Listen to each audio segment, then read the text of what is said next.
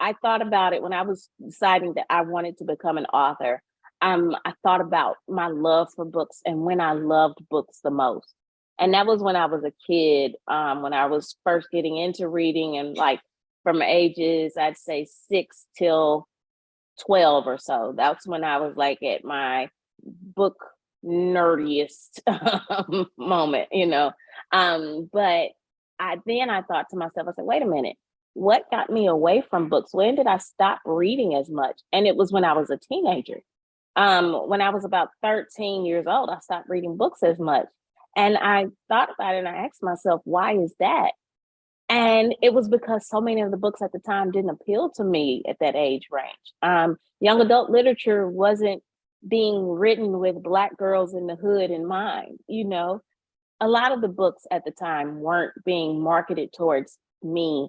They weren't written with necessarily me in mind. A lot of the popular books, and I have nothing against the popular books at that time, I just couldn't connect with them.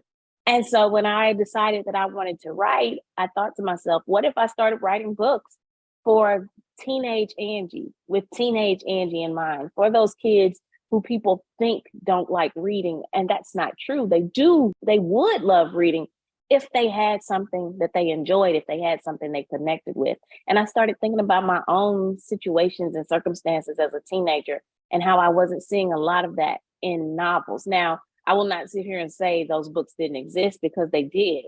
You had the Walter D. Myers of the world, you had the Jacqueline Woodsons, but those books weren't being pushed a lot. They weren't being marketed a lot. Those weren't the books you were seeing the movie adaptations for.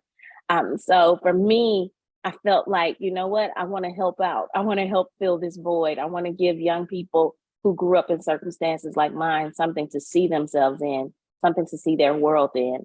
And then too, it was just a love for that age, that coming of age sense, that, you know, that time in your life where the world is still full of possibilities, where you're finding your voice, you're figuring out who you are, and you're determining who you want to be and who you don't want to be. I think that's such an important time in a person's life. But also, it's not the only defining moment in a person's life. And I think sometimes we make young people feel as if they have to have everything figured out when they're a teenager. And that is so far from the truth. You do not have to have everything figured out when you're 16, 17 years old, or even 18 years old. Please don't have it all figured out then, you know?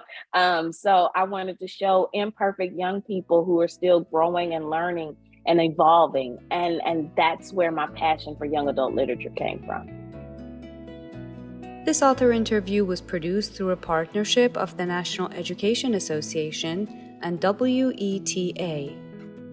For more author interviews, please visit adlit.org.